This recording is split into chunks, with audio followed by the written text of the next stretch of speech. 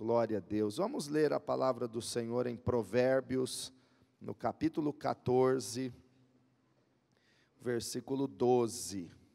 Apenas este versículo da Bíblia, Provérbios, capítulo 14, versículo 12, diz assim: Há caminho que parece certo ao homem, mas no final conduz à morte. Você pode dizer comigo: há caminho que parece certo ao homem, mas no final conduz à morte. Amém? Pode assentar-se. Eu quero falar com você sobre algumas coisas que parecem, mas não são. Parece ser aquilo, mas não é. Tem aparência e tudo indica, tudo revela ou indica que é de um jeito e não é. E o inimigo das nossas almas, o diabo, ele, não é à toa que Jesus o chamou de pai da mentira. Ele é astuto e ele é perito em transformar uma coisa que parece ser de tal forma que fique muito próximo e as pessoas pensem que realmente aquilo é a verdade. O diabo é tão astuto que ele consegue criar circunstâncias na vida das pessoas para levá-las a acreditar que não tem mais jeito, que aquela circunstância é imutável e aquilo não tem mais jeito e acabou. O diabo ele é tão mentiroso que ele consegue criar situações em que você olha para uma pessoa e por causa de boatos, ou por causa de fofocas, ou por causa de aparências, tudo indica uma coisa e você diz assim: não, mas é isso, parece isso e está muito certo que é isso, mas não é. Então tem coisas que parecem, mas não são. Tinha até uma propaganda, na época que eu era jovem, os jovens de hoje não vão conhecer, não tiveram o privilégio de assistir a propaganda do Denorex. Quem nunca ouviu a propaganda do Denorex, levante a mão. Quem não conhece? Denorex era um shampoo. E a propaganda, o lema era: parece, mas não é. Porque parecia remédio, mas era shampoo. Então essa era a propaganda do Denorex. E a gente vê na Bíblia Deus falando conosco aqui neste versículo 12, que há caminho que ao homem parece certo. Tem pessoas que estão vivendo um estilo de vida, estão andando num caminho, e para eles aquilo parece certo. Parece um caminho direito, mas conduz à morte. Parece certo, mas não é certo. Parece que tem razão, mas não tem razão. Jesus contou a parábola do trigo e do joio. Quem já leu ou conhece a parábola, a história que Jesus contou, comparando a igreja, comparando o povo de Deus, os crentes, eu e você. E ali Jesus disse que o Pai, o Senhor, Ele semeou a boa semente, Ele semeou o trigo no campo. Ele semeou só a boa semente, era para ter na sua plantação, na sua igreja, no seu reino, só o trigo, mas o inimigo sorrateiro foi de noite e lançou misturado ali, jogou a semente do joio. Então cresceu o trigo, cresceu o joio, e perguntaram para o Senhor: mas como o Senhor semeou uma semente ruim e tem joio aí? Porque tem joio no meio do trigo? Vamos mandar arrancar e jogar fora o joio e deixar só o trigo. E Jesus disse que não podia arrancar o joio, era para esperar a consumação dos séculos, era para esperar a colheita, aí sim poderia arrancar, colher o trigo, e aí o joio ia ser queimado, porque não podia arrancar o joio, senão ia vir trigo junto. Essa parábola nos ensina duas coisas: que alguém no reino de Deus pode parecer trigo, mas é joio. Essa parábola dá esse significado, amém? Parece trigo, mas é joio. Mas também, nós não temos o direito de julgar, porque na parábola também fica claro que pode parecer joio, mas ser trigo. E é por isso que Jesus disse que não dá para colher antes do tempo. Porque quem pode julgar se é joio ou se é trigo? Quem pode saber se aquela pessoa no reino de Deus é trigo ou se é joio? Só Deus. O homem vê a aparência, mas Deus vê o coração. E o único que pode julgar, o único que pode saber, o único que realmente conhece, é Deus. Então nem tudo que parece é. E por isso eu quero falar com você nesta noite, que nós não temos o direito de julgar ninguém. Fale para quem está aí do teu lado, nós não podemos julgar ninguém. Outra coisa, nós não podemos olhar ou presumir algo por causa das aparências, porque o que parece, pode não ser. Então não temos o direito de dizer, é joio, é trigo, parece, esse caminho parece direito, mas não é. Então não podemos ser levados pelas aparências, não podemos nos decepcionar com as pessoas, ou com a família, ou com quem amamos ou conhecemos por causa daquilo que ouvimos. Isso é uma armadilha muito forte de Satanás. Semear difamação, difamar, levar pessoas a falar mal dos outros, para desacreditar os outros, e aí as pessoas ficam decepcionadas com alguém por causa daquilo que ouviram falar. Ouviram falar. Irmãos, se nós conhecêssemos Jesus, segundo o ponto de vista de alguns em Israel naquela época, nós não creríamos em Jesus. E os judeus, até hoje, em Israel, não creem em Jesus Cristo, porque deram ouvidos para uma versão judaica sobre Cristo, que não era a verdade. Eles espalharam uma mentira, dizendo que os discípulos roubaram o corpo de Jesus da sepultura. E, infelizmente, muitos acreditaram e foram enganados com esta versão mentirosa, e não creem em Jesus até hoje. Então nós não podemos nos decepcionar ou ser dirigidos por causa do que nós ouvimos falar. E também nós não podemos considerar a nossa vida por causa das circunstâncias que a gente está vendo. O que você está vendo, o que você está vivendo hoje, pode não ser o que as aparências indicam. Então eu quero dar alguns exemplos para você. Primeiro, uma tribulação que parece ser tão ruim, pode não ser tão ruim assim. E a Bíblia diz que não é tão ruim assim. Segundo aos Coríntios, capítulo 4, a Bíblia fala que a tribulação, o sofrimento, não é tão ruim como a gente pensa. Ele parece que é muito ruim, mas não é. Segunda aos Coríntios, capítulo 4, a partir do versículo 16. Por isso, não desanimamos. Diga comigo, por isso, não desanimamos. Fale para quem está aí do teu lado, você faz parte de um reino vencedor. Não desanime. Diga comigo, eu faço parte de um reino vencedor. Por isso, não desanimamos. Olha só, ouçam, embora exteriormente estejamos a desgastar-nos, interiormente estamos sendo renovados dia após dia.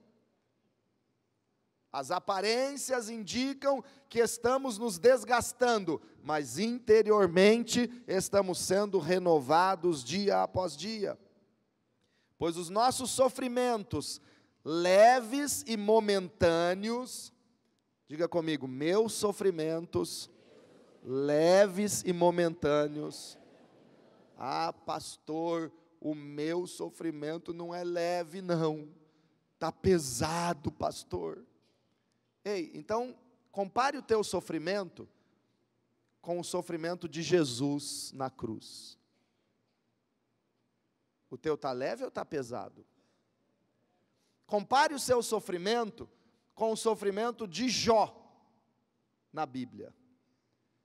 Que mesmo passando por tudo que nós lemos nas Escrituras que Jó passou, ele não blasfemou, ele não desanimou, ele não deixou de ser fiel, ele não deixou de servir a Deus. O teu sofrimento está leve ou está pesado? Nossos sofrimentos leves e momentâneos, é momentâneo, vai passar, espera em Deus, o Senhor te dará vitória. Estão produzindo para nós uma glória eterna que pesa mais do que todos eles. Então o sofrimento parece que é ruim, mas ele está produzindo um peso de glória na sua vida. Coloque a mão sobre a tua cabeça e diga, peso de glória. Faça assim com as duas mãos para segurar, peso de glória. Aleluia, Deus está derramando glória sobre a tua vida. Sofrimento não é tão ruim, parece que é ruim, mas Deus está derramando peso de glória. Peso de glória. Salmo 92, verso 10 diz que o Senhor aumenta a tua força como a do boi selvagem, e Ele unge a tua cabeça com óleo novo. É isso que Ele está fazendo na tua vida. Se tem um sofrimento, se tem uma tribulação te afligindo, Deus está te fortalecendo, Ele está te dando a força como a do boi selvagem, e Ele está ungindo a tua cabeça com óleo novo, com óleo fresco do Espírito Santo nessa noite. Então você não é um coitadinho, porque coitadinho, irmãos, é o diabo que já teve a cabeça esmagada pelos pés do meu e do teu Salvador, Jesus Cristo. Fale para quem está do teu lado, você não é coitado. Irmãos, quando eu era criança eu ouvia um ditado assim, coitado é filho de rato que nasce pelado no meio do mato. Nós não somos coitadinhos, viu, Léo? Você não é coitado, você é mais do que vencedor. Amém? Irmãos, nós somos mais do que vencedores.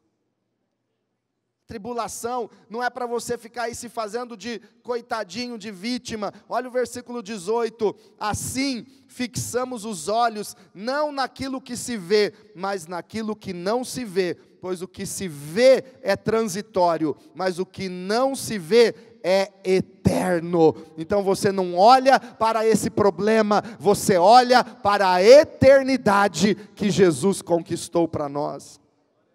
Outro exemplo que eu quero deixar aqui é o exemplo de Abraão, que parecia ser velho demais para que a promessa de Deus se cumprisse na vida dele.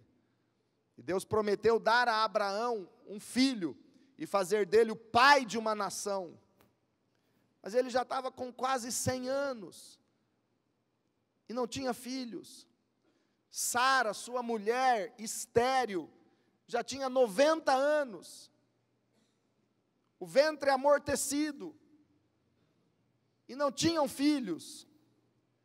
Parecia impossível, parecia que não tinha mais jeito, mas Deus gosta daquilo que parece impossível, irmãos, porque só parece impossível para nós, porque a Bíblia diz que para Deus nada é impossível. O meu Deus, Ele é tão poderoso que Ele gosta daquilo que parece impossível, para fazer um milagre que o homem não pode fazer, só Ele pode fazer.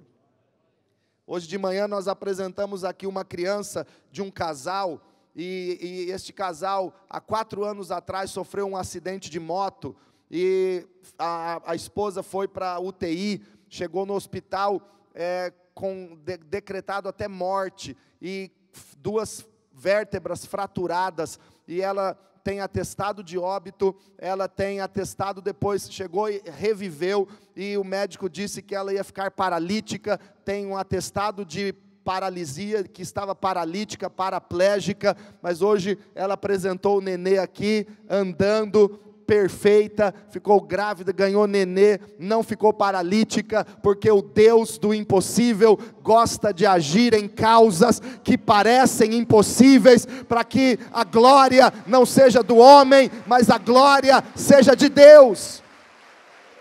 Parece impossível, aleluia. Tem alguém aqui com alguma causa que parece impossível? Tem alguém com uma causa que parece impossível na sua vida? Faça assim, é aí que Deus vai operar, porque quando parece impossível, Deus é o Deus que age no sobrenatural. A situação de Abraão parecia impossível, mas veja Romanos 4, Romanos capítulo 4, a partir do versículo 18. Abraão, contra toda esperança, em esperança creu, tornando-se assim pai de muitas nações, como foi dito a seu respeito, assim será a sua descendência. Sem se enfraquecer na fé, reconheceu que o seu corpo já estava sem vitalidade, pois já contava cerca de 100 anos de idade, e que também o ventre de Sara já estava sem vigor. Então veja bem, era um fato, ele era velho, sua mulher era velha, o corpo deles já estava sem vitalidade, não tinha mais vigor, o ventre de Sara já estava amortecido, ela não tinha mais o ciclo das mulheres, ela não tinha mais ovulação, ela não tinha mais idade para ter filhos, mas o verso 20 diz, mesmo assim não duvidou, nem foi incrédulo em relação à promessa de Deus, mas foi fortalecido em sua fé e deu glória a Deus. Dá glória a Deus, porque a causa impossível, Deus é poderoso para operar, estando plenamente convencido de que Ele era poderoso para cumprir o que havia prometido. Levante a sua mão e diga, o que parece impossível, em minha vida, Deus é poderoso para cumprir. Deus fará o impossível acontecer. Amém, aleluia. Outro exemplo que eu quero deixar para você nesta noite é o exemplo do livro de Esther. Quem já leu o livro de Esther no Antigo Testamento? Você começa a ler o livro de Esther e chega num momento que parece que o mal vai vencer o bem, que o ódio vencerá o amor, que a injustiça vencerá a justiça, porque Amã, que era o braço direito do rei, tinha cartas do rei e autoridade do rei para estabelecer decretos. Ele estabeleceu o decreto da destruição dos judeus, marcou um dia, sorteou um dia ao seu bel prazer para arruinar e aniquilar e matar no mundo inteiro, em todo o império, era para destruir todos os judeus. E esse Amã tinha um ódio mortal de Mardoqueu, um judeu que vivia na porta do palácio. E Amã consegue a autorização do rei, escreve um decreto, proclama em todo o império e anunciam em toda a terra a aniquilação dos judeus. E ele, Amã, manda fazer uma forca de 20 metros de altura. uma forca para enforcar aquele Mardoqueu que ele odiava. E está caminhando tudo do jeito que Amã queria, do jeito que o inferno desejava. Os judeus ficam desesperados, a morte para eles estava decretada. Parece que o mal vai vencer o bem.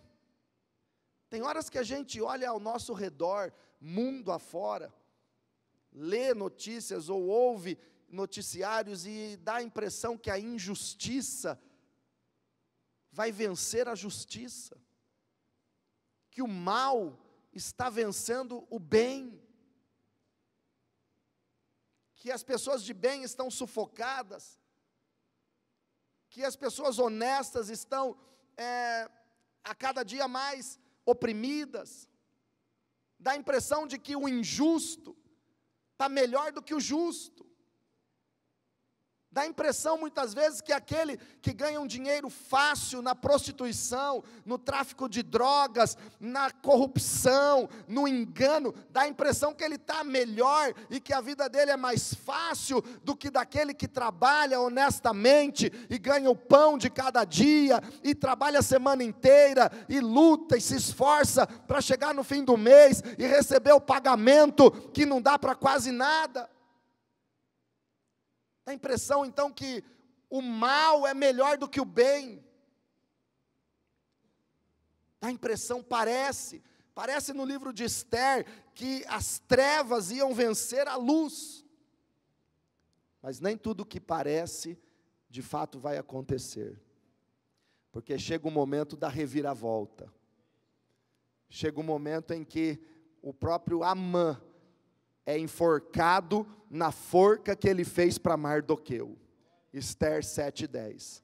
E chega o momento em que o dia que estava decretada a morte dos judeus se tornou o dia do livramento e o dia da vitória para os judeus, e aquele dia que seria de morte se tornou um dia de vitória e de bênçãos, e até hoje eles celebram a festa do Purim, agradecendo a Deus pelo livramento naquele dia que seria a sua aniquilação.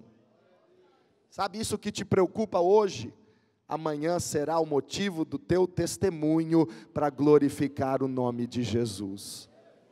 E vou dizer novamente, porque só alguns ouviram, aquilo que te preocupa hoje, amanhã será motivo de testemunho para você glorificar o nome de Jesus Cristo. Aleluia!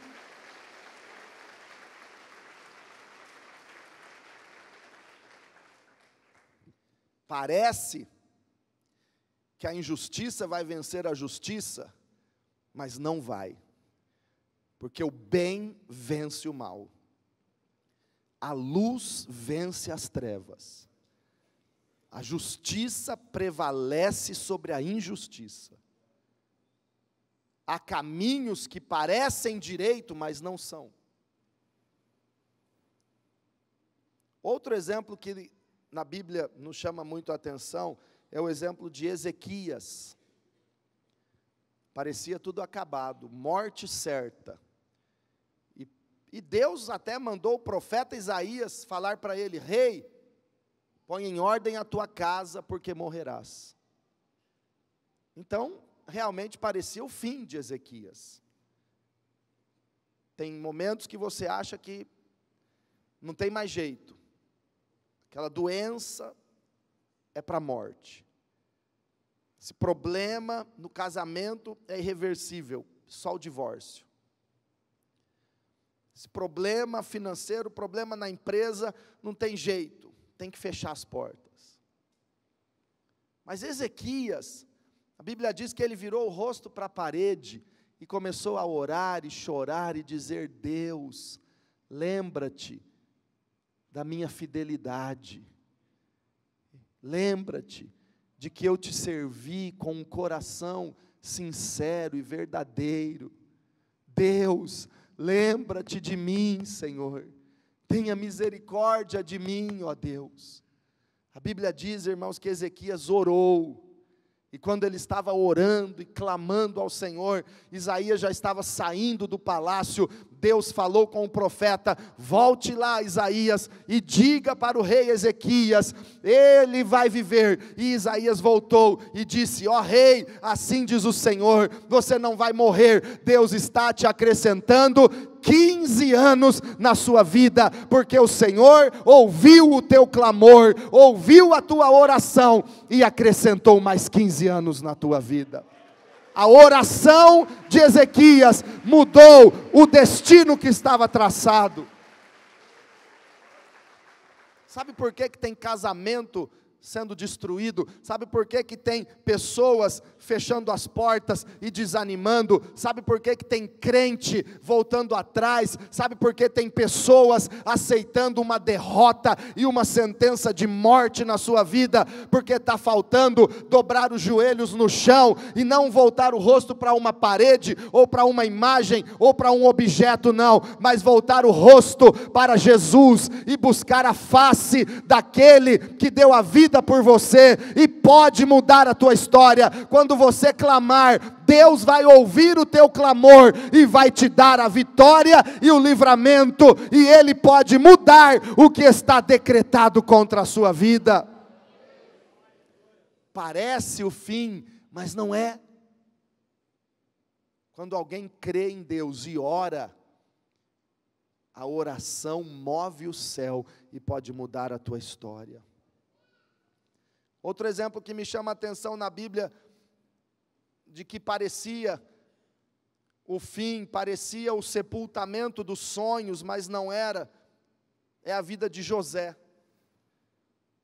Jovem José, filho de Jacó, 11 irmãos, mas José era sonhador. E sonhos são coisas que Deus coloca no nosso coração. Não estou falando de sonhar quando você está dormindo, aí tem um sonho bonito. Pode até ser a linguagem que Deus vai usar para te falar algo. Mas eu estou falando daqueles sonhos que Deus colocou no teu coração. Sonhos e projetos que Deus deu para você no ministério, no reino dEle. Sonhos que Deus te deu profissionais. O sonho de ter uma empresa para gerar empregos e para glorificar o Senhor Jesus e para servir no reino e abençoar a obra. Os sonhos familiares, de ter uma família conforme a vontade de Deus e ter filhos que sirvam ao Senhor de todo o coração.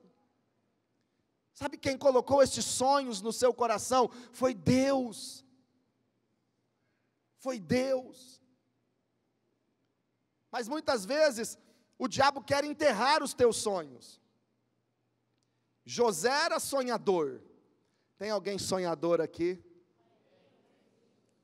A Bíblia diz que quando José chegava perto dos seus irmãos, os irmãos estavam vendo José chegar e diziam assim: lá vem o sonhador mor, o grande sonhador, o maior sonhador. Quem aqui quer ser conhecido como o sonhador mor? O maior sonhador dessa cidade, o maior sonhador dessa igreja. Quem aqui quer ser sonhador? Porque se você pode sonhar, Deus pode realizar esses sonhos. Lá vem o sonhador mor. Pegaram José, lançaram ele numa cova, venderam ele como escravo, e ele foi parar no Egito.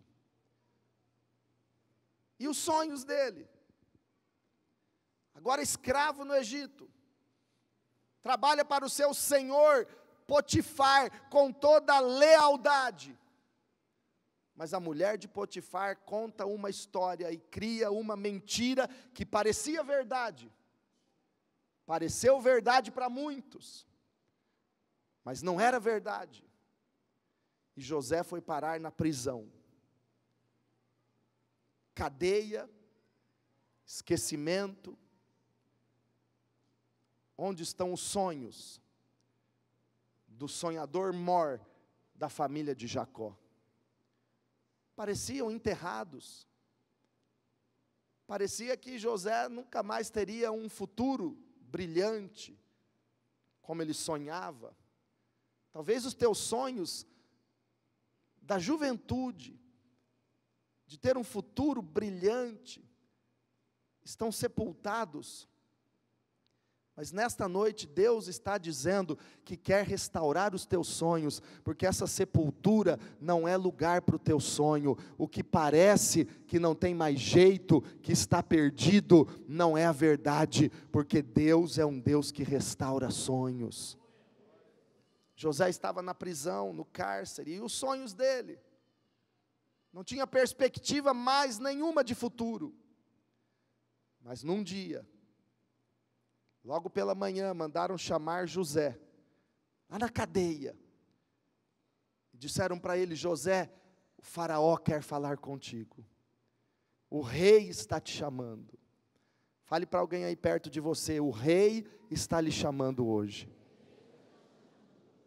José imediatamente fez a barba, se vestiu com a melhor roupa que deram para ele, e saiu da prisão e foi para o palácio, e falou para Faraó o que ele tinha sonhado, interpretou os sonhos de Faraó com a sabedoria que Deus havia lhe dado. E quando José terminou de dar a direção de Deus para o Faraó chega para ele, Gênesis 41, 41, leia comigo.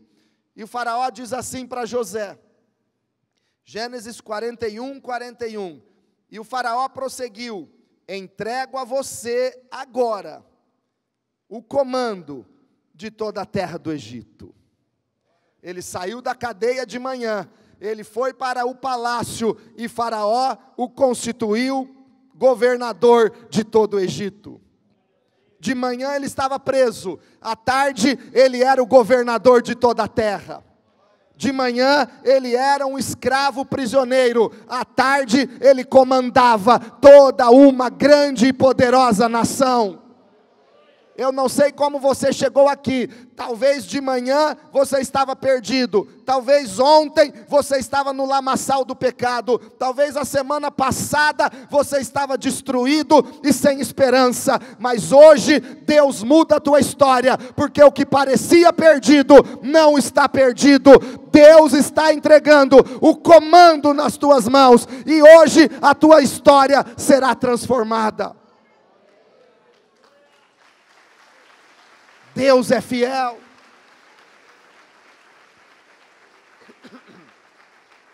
Irmãos, quantos aqui não são batizados nas águas? Levante a mão. Quem não é batizado ainda?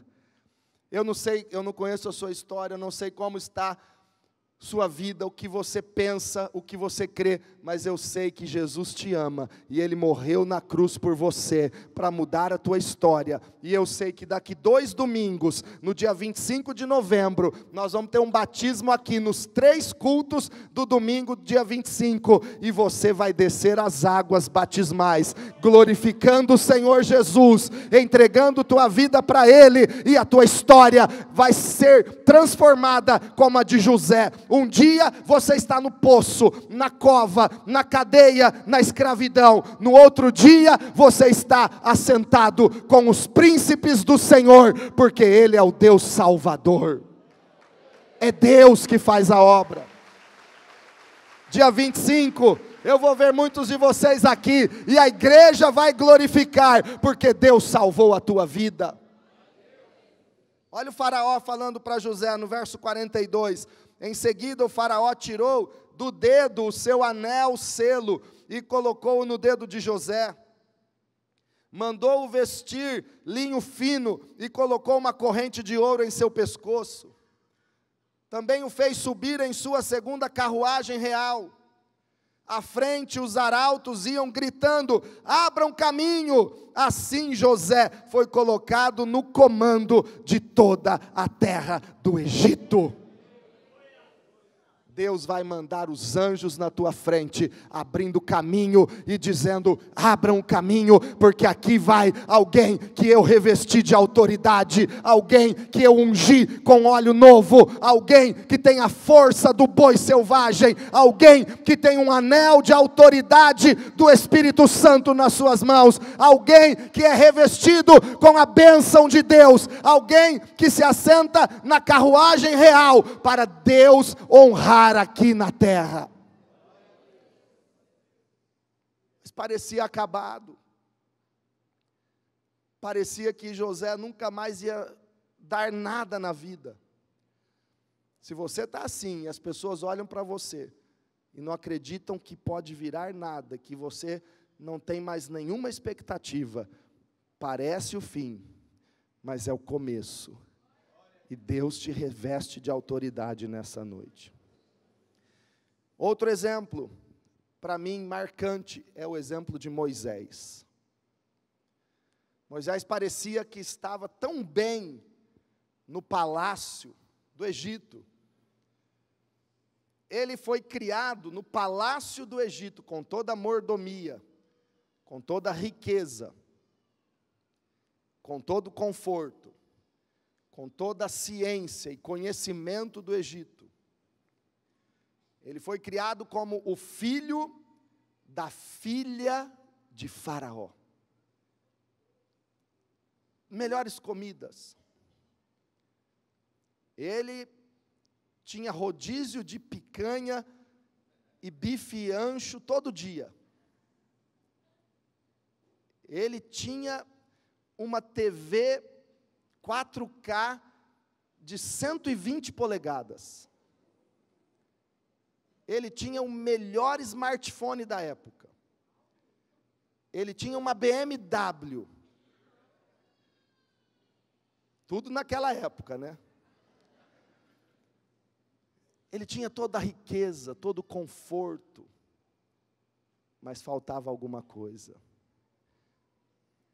Quando você olha para alguém que aparentemente tem tudo que o mundo pode oferecer, não pense que por causa do material e do que você está vendo, essa pessoa é feliz. Porque riqueza, fama, dinheiro, prestígio, não trazem verdadeira felicidade. Parecia que Moisés era realizado, e não trocava aquilo por nada. Mas, irmãos, eu garanto para você que tem gente que aparentemente está muito melhor que você, mas daria tudo para ter o que eles não têm e você tem, que é uma paz verdadeira que só Jesus pode dar. Veja a história de Moisés em Hebreus capítulo 11, versículo 24. Hebreus 11, 24. Pela fé Moisés, já adulto, fez o quê?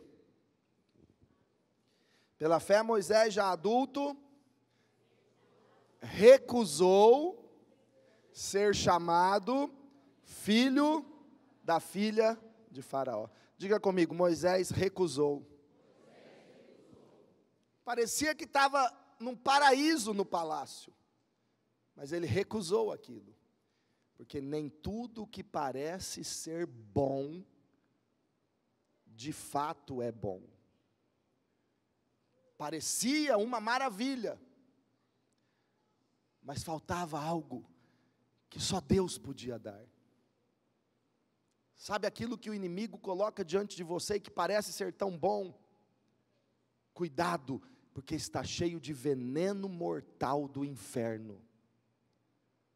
Sabe quando o esposo olha para uma outra mulher e parece que aquela outra mulher é um anjo, e ele olha para a sua mulher e parece que a sua esposa é um demônio? Cuidado, isso é uma armadilha de Satanás. Sabe aquele prato saboroso de tentação que o diabo coloca na frente do crente?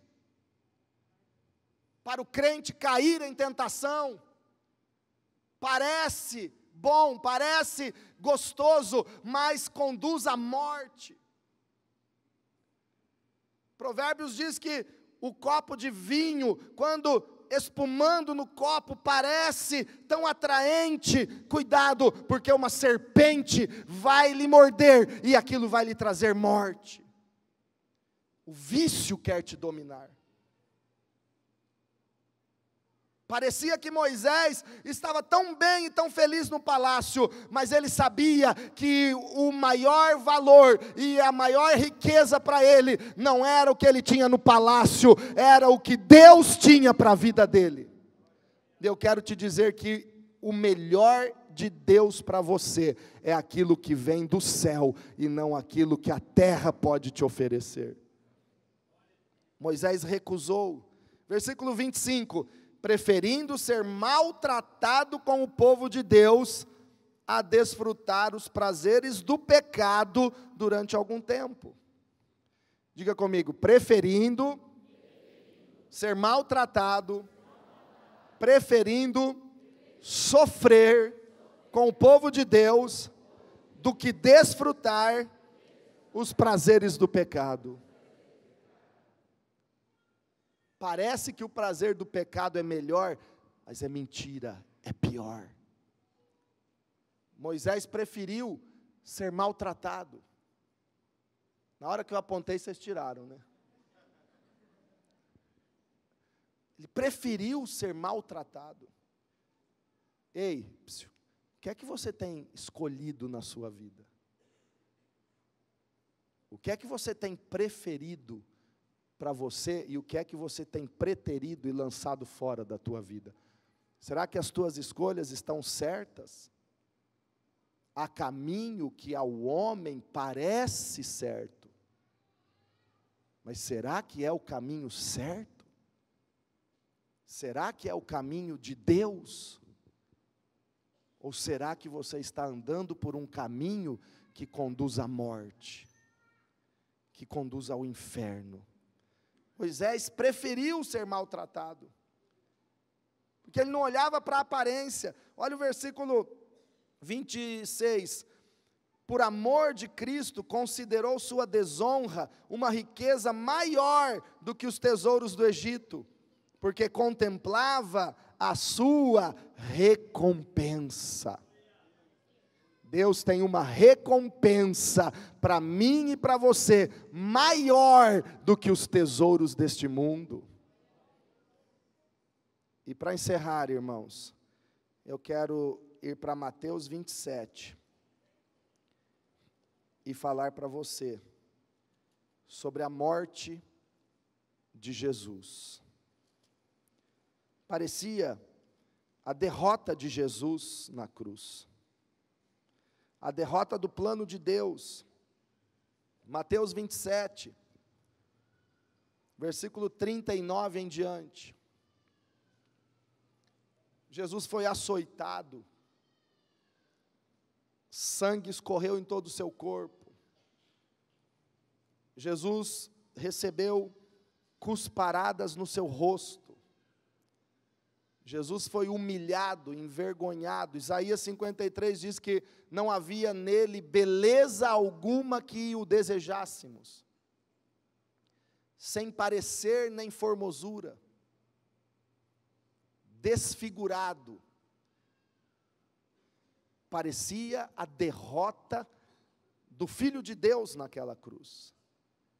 Parecia que o plano de Deus de enviar o seu Filho unigênito ao mundo estava fracassando quando Jesus foi à cruz e morreu na cruz. E olha o que as pessoas ao redor faziam. Mateus 27, 39. Os que passavam lançavam-lhe insultos, balançando a cabeça. Eles passavam, balançavam a cabeça e diziam: você que destrói o templo e o reedifica em 3 dias, salve-se. Ei, desça da cruz, se é o Filho de Deus. Zombavam dele, insultavam Jesus. O diabo fez com que os religiosos da época de Jesus olhassem para ele e dissessem: ele é um pecador, ele não guarda o sábado,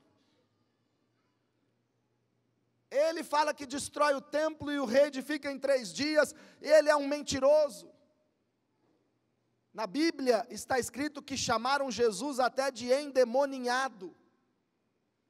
Ele fala como um endemoninhado.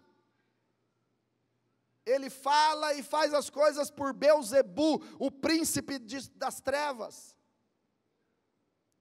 O diabo, ele criou uma imagem entre os religiosos a respeito de Jesus, que fez com que todos os religiosos rejeitassem Jesus. Porque parecia para os religiosos que Jesus era um blasfemador, era um enganador. Parecia aos religiosos que Jesus não guardava a lei e os mandamentos de Deus. Parecia, mas não era. Quando Jesus estava na cruz, zombavam dele, verso 41, da mesma forma, os chefes dos sacerdotes, os mestres da lei e os líderes religiosos zombavam dele, dizendo: salvou os outros, mas não é capaz de salvar a si mesmo. É o rei de Israel, desça agora da cruz e creremos nele. Os religiosos não acreditavam. Verso 43, ele confiou em Deus, que Deus o salve agora, se dele tem compaixão, pois disse: sou o filho de Deus. Igualmente o insultavam os ladrões que haviam sido crucificados com ele. Quanto insulto! Parecia a derrota de Jesus. Ele pregou, ele fez tantos milagres, ele estendeu a mão para os pecadores, e ele ressuscitou mortos, ele limpou leprosos, ele abraçava os leprosos, ele tocava nos leprosos, ele curava os enfermos. Mas agora está condenado e está pregado numa cruz, humilhado, ensanguentado, mãos e pés cravados. Parecia a derrota de Jesus. E se nós imaginássemos como foi aquele momento no inferno, dá para imaginar o próprio diabo fazendo festa no inferno, comemorando que ele conseguiu levar Jesus para uma cruz. A religião rejeitou o Filho de Deus, ele vai morrer. Os romanos mataram Jesus, ele está morto. Ele morre na cruz, ele é sepultado. O inferno faz festa, o diabo comemora, achando que venceu o plano de Deus, como se alguém pudesse vencer Deus. Parecia derrota, mas não era a derrota de Jesus. Quero só dizer para você que também perdeu um ente querido e sentiu muito a dor da morte, que é difícil realmente. A dor da separação e da perda, quando você vê um ente tão amado sendo sepultado, e sabe desta separação que terá com essa pessoa, isso dói demais. Parece que a morte é o fim de todas as coisas, mas não é o fim. Parecia a derrota de Jesus, mas eu e você estamos aqui hoje, Porque não foi a derrota de Jesus naquela sexta-feira da crucificação, porque no domingo, ao terceiro dia, logo pela manhã, Jesus invadiu o inferno, tomou as chaves das mãos do diabo, e o Espírito de vida ressuscitou Jesus, e ele se levantou dentre os mortos, e o Filho de Deus ressuscitou, e ele está vivo à direita de Deus na glória. Ele venceu a morte, ele venceu o diabo, ele venceu a doença, ele venceu a maldição. Jesus é o vencedor. Jesus venceu. Parecia a derrota dele, a crucificação, mas no domingo nós vimos que não foi uma derrota, foi o plano de Deus se cumprindo, foi a vitória de Deus para salvar a humanidade. Diga comigo, que parecia a derrota de Jesus, foi a sua maior vitória, é a minha vitória sobre o pecado, sobre a doença, sobre a morte. Aleluia! É a vitória do Senhor na sua vida. É por isso que hoje nós sentimos sim a perda de um ente querido quando os vemos na morte, mas sabemos que a morte não é o que parece ser, porque não é o fim, é o começo de uma eternidade, porque em breve todos nós estaremos para sempre com o Senhor e reinaremos com Ele, e não haverá mais morte, não haverá mais choro, não haverá mais tristeza e nem dor, porque todos estaremos com o Senhor para sempre. Parecia derrota, mas não era derrota. E eu quero encerrar lendo com você Isaías, capítulo 63. Aleluia. Talvez você entrou aqui hoje, vivendo lutas difíceis na sua família, ou nas suas finanças. Eu quero te dizer que isso não é o fim. Deus tem bênçãos e tem poder para mudar a tua vida. Muitas pessoas olham ao mundo ao seu redor e desanimam ao ver tanta injustiça, tanto sofrimento, tanta dor. Mas Deus é maior do que tudo. E no final, a justiça prevalecerá, o bem vencerá o mal. Não desista dos sonhos que Deus colocou no seu coração. Deus está me mandando te dizer isso. Aqueles sonhos que foram enterrados, talvez por causa de uma cova, talvez porque seus irmãos lhe venderam para uma escravidão, por uma ofensa, por uma mentira. Teus sonhos estão sepultados por causa de uma prisão, por causa de um vício. Não desista dos teus sonhos, porque Deus é o Deus do impossível, e Ele gosta de uma causa impossível. Não acredite no que você vê ou ouve, e não se decepcione com os outros por causa de aparências ou de difamações. Não julgue, mas olhe para Jesus. Eu concluo esta mensagem nesta noite te dizendo: olhe para Jesus.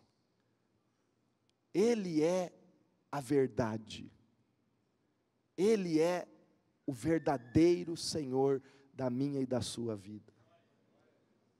Isaías 63 diz assim: quem é aquele que vem de Edom, que vem de Bosra com as roupas tingidas de vermelho? Quem é aquele que num manto de esplendor avança a passos largos na grandeza da sua força? Quem é? Eu fico imaginando os judeus lendo esse texto e perguntando: quem é? De quem a Bíblia está dizendo aqui Quem é este que vem com roupas tingidas de vermelho, com um manto de esplendor e avança a passos largos na grandeza da sua força? Ele é grande em força e poder. E ele não vem quase parando, ele vem marchando a passos largos, ele vem marchando com um pisar firme, porque ele é grande em poder e glória. Quem é este? Sou eu que falo com retidão, poderoso para salvar. Sou eu que falo com retidão, poderoso para salvar. Verso 2: por que tuas roupas estão vermelhas, como as de quem pisa uvas no lagar? Os judeus não sabiam de quem esse texto falava, mas eu e você sabemos de quem esse texto fala. Eu te convido a ficar em pé e ler comigo Apocalipse 19, a partir do versículo 11. Quem é este? Este é aquele que nos dá esperança.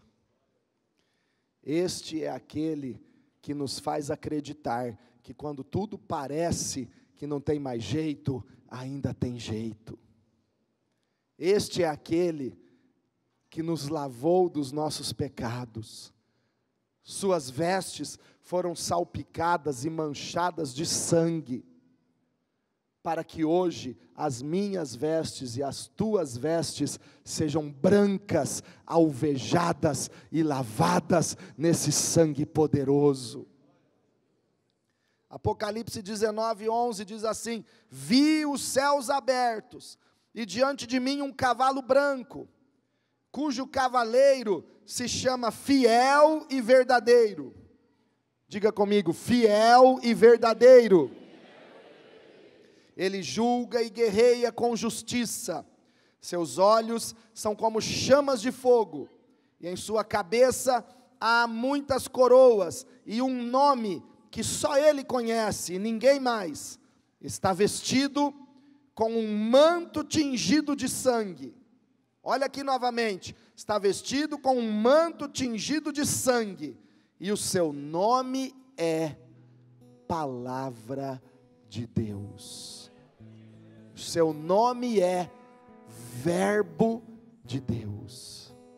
Aqui nós já começamos a conhecer quem é este que vem marchando com passos largos e firmes, na grandeza do seu poder, com as vestes tingidas de sangue. Ele se chama o Verbo de Deus, fiel e verdadeiro. Os exércitos dos céus o seguiam, vestidos de linho fino, branco e puro, montados em cavalos brancos. Esse texto fala da igreja.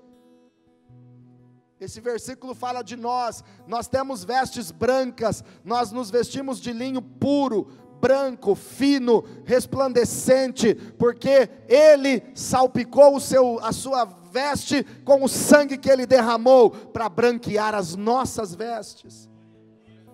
Da sua boca sai uma espada afiada, com a qual ferirá as nações. Ele as governará com cetro de ferro. Ele governará as nações. Diga comigo: Ele governará as nações. Pensa no mundo inteiro. Ele governará todas as nações da terra. Ele é maravilhoso. Ele pisa o lagar do vinho do furor da ira do Deus Todo-Poderoso. Ele é poderoso. Não brinque com Ele, que tem as suas vestes salpicadas de sangue. Ele vem marchando, Ele é poderoso. ele pisa o vinho, o lagar do vinho do furor, da ira do Deus Todo-Poderoso. E em seu manto e em sua coxa está escrito este nome: Rei dos Reis e Senhor dos Senhores. Levante as suas mãos. Quem é este? Rei dos Reis e Senhor dos Senhores. É Jesus Cristo. Você pode começar a adorar o Senhor.